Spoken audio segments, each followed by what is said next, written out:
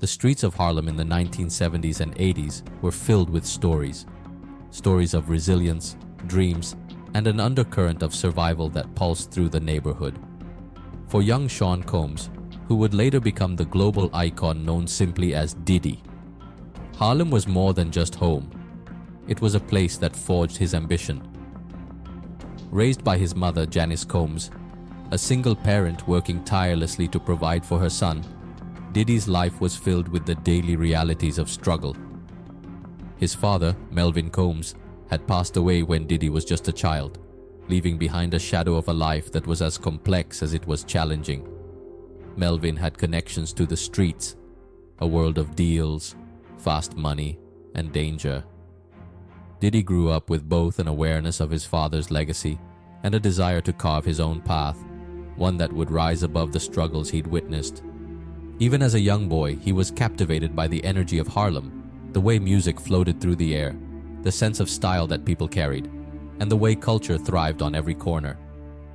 From an early age, Diddy knew he was destined for something bigger. Harlem taught him to be resilient, but his dreams were boundless.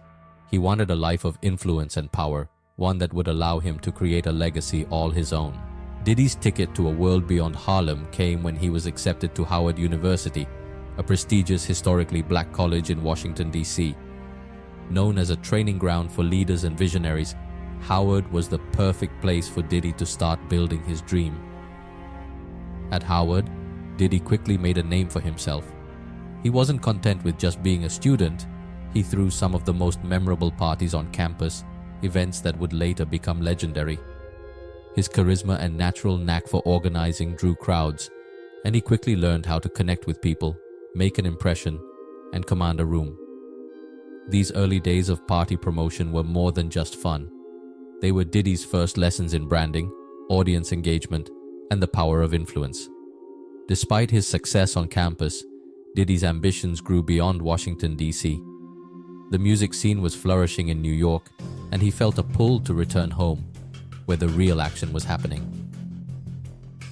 After 2 years, Diddy made the bold decision to leave Howard University, heading back to New York City with a vision, determination, and the willingness to risk everything. Upon his return to New York, Diddy landed an internship at Uptown Records, one of the most influential labels in hip-hop and R&B at the time. Uptown was the launching pad for many successful artists, and Diddy saw his time there as an invaluable opportunity to learn the ins and outs of the industry. Diddy's presence at Uptown Records was immediately felt. He was the intern who stayed late, took on any job, and brought an infectious energy that couldn't be ignored. He didn't just want to be a part of the team. He wanted to be a leader, someone who would shape the industry. His ability to spot talent and market artists was evident early on, and it wasn't long before Uptown's executives began to take notice. In a short span, Diddy rose from intern to one of the label's youngest executives, handling projects that many older colleagues couldn't manage. His approach to artist development was fresh, and he quickly gained a reputation for his creative vision. However, his bold ideas and unconventional methods sometimes clashed with the leadership at Uptown, who felt he was pushing the boundaries too far, too quickly. Eventually, the disagreements came to a head, and Diddy was let go. For many, it would have been a devastating blow, a career-ending setback. But for Diddy, it was a catalyst. Rather than view it as a failure, he saw it as an opportunity, a chance to create something of his own, free from constraints. In 1993, with nothing but his ambition and relentless drive, Diddy founded Bad Boy Records. The creation of Bad Boy Records marked the beginning of Diddy's journey as an industry mogul. This wasn't just a record label, it was a vision for a new era in hip-hop. Diddy wanted Bad Boy to be a cultural movement, a brand that stood for success, style, and a level of influence that went beyond music. His first major signing was Christopher Wallace, a young, talented rapper from Brooklyn, better known as the Notorious B.I.G., or simply Biggie. Diddy saw in Biggie not just raw talent, but an authenticity that he knew would resonate with audiences. Their partnership was electric, blending Biggie's powerful lyrics with Diddy's knack for production and promotion. In 1994, Biggie's debut album, Ready to Die, hit the airwaves, and it was nothing short of revolutionary. Songs like Juicy and Big Poppa became instant classics, catapulting Biggie to stardom and establishing Bad Boy Records as a powerhouse. Diddy had an innate ability to shape an artist's image, crafting a brand that was equal parts glamorous and gritty. Bad Boy wasn't just a label, it was a lifestyle, one that people across the country wanted to emulate. With the success of Bad Boy Records, Diddy's own star rose.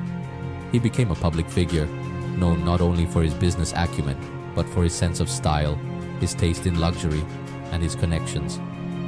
People began to notice the way he seemed to navigate circles of influence effortlessly, from music executives to high-profile celebrities. As Diddy's influence grew, so did his connections to other powerful figures. He was seen at exclusive events alongside the likes of Jay-Z, Beyoncé, and Naomi Campbell, individuals who, like Diddy, had amassed vast influence and wealth. Diddy's rise was remarkable, and it wasn't long before the public began to speculate about the forces behind his success. One of the most iconic aspects of Diddy's public life was his annual white parties, luxurious gatherings where guests were required to wear all white. These events were more than just parties. They were the epitome of exclusivity, attracting A-list celebrities, business magnates, and entertainment industry moguls. The guest list was legendary, including names that held significant power and influence. The parties were extravagant, with no expense spared. Celebrities mingled, deals were discussed, and the media eagerly reported on the high-profile attendees. But to some, the white parties seemed like more than just glamorous social events. The strict dress code, the secrecy, and the elite guest list led some to wonder if these gatherings were covert meetings of an elite group with an agenda beyond entertainment. Rumors began to circulate that the white parties were fronts for Illuminati gatherings where decisions affecting the music industry and perhaps even broader society were made. The Illuminati, a secret society rumored to control global events, had become a staple of conspiracy theories. And now, Diddy's rapid rise and connection to other influential figures made him a prime target for these theories. The whispers grew louder as people dissected the guest list, the symbols, and the luxury that surrounded Diddy's life. Was his success really just a result of ambition, or was there something more powerful behind the scenes? As the Illuminati rumors took hold, fans and conspiracy theorists alike pointed to Diddy's connections with other rumored members. Jay-Z, often photographed making hand signs resembling triangles or pyramids, had long been the subject of Illuminati theories. His wife, Beyoncé, was also believed by some to be a member, with conspiracy theorists analyzing her music videos for symbols like the all-seeing eye and pyramids. Diddy's close association with these powerful figures only added fuel to the fire. His network was seen as more than just a web of friendships. It was interpreted as a carefully curated circle of influence. To those who believed in the Illuminati's existence, this circle of power seemed too interconnected to be a coincidence. The media also picked up on these theories, with tabloids and fan forums alike buzzing about the possibility that Diddy and his peers were part of a hidden organization. Symbols began to be noticed in Diddy's music videos. Light beams, mysterious hand gestures, and even the color schemes seemed to carry hidden messages, at least to those who were looking for them. Diddy neither confirmed nor denied the rumors, a silence that only fueled further speculation. He was at the height of his power, and with each success, the theories grew stronger. The world began to wonder, was Diddy a self-made mogul, or was he a member of an elite, secretive society with its own agenda? With the phenomenal success of the notorious B.I.G. and Bad Boy Records, Diddy was no longer just a figure in the music industry. He was a cultural icon. As Bad Boy's reputation grew, Diddy continued to sign new talent, each artist bringing something unique to the label. Acts like Faith Evans, 112, and Maze added to Bad Boy's growing roster, turning the label into a musical powerhouse with a distinct identity. Diddy's influence stretched beyond the recording studio. He was known for his meticulous attention to branding and image, skills that would later earn him the nickname the godfather of branding. Bad Boy wasn't just a record label, it was a lifestyle brand that shaped the way people dressed, talked, and even thought about success. Each music video, interview, and public appearance was carefully crafted, all feeding into the aura of luxury and sophistication that defined the Bad Boy image. But as his influence grew, so did the whispers. Fans and industry insiders alike were captivated by Diddy's almost preternatural ability to turn anything he touched into gold. How could one man wield so much power, influence so many people, and build an empire from the ground up so quickly?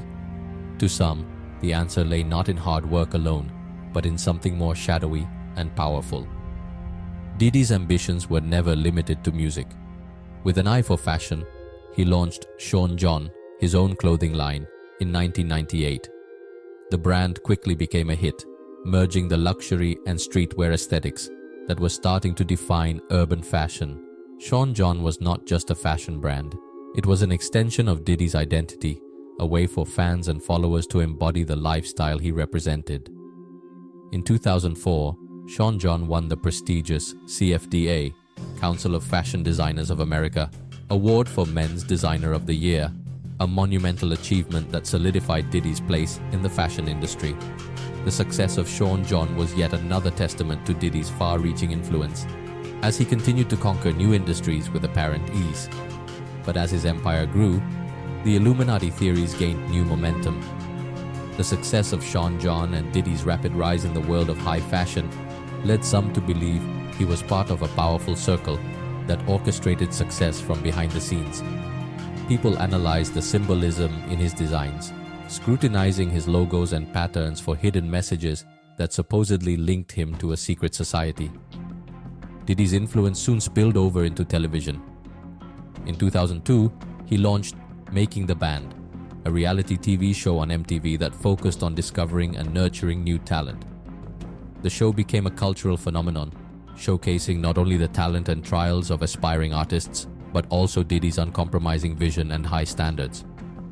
Through Making the Band, Diddy became known for his demanding approach and his belief in pushing people to their limits.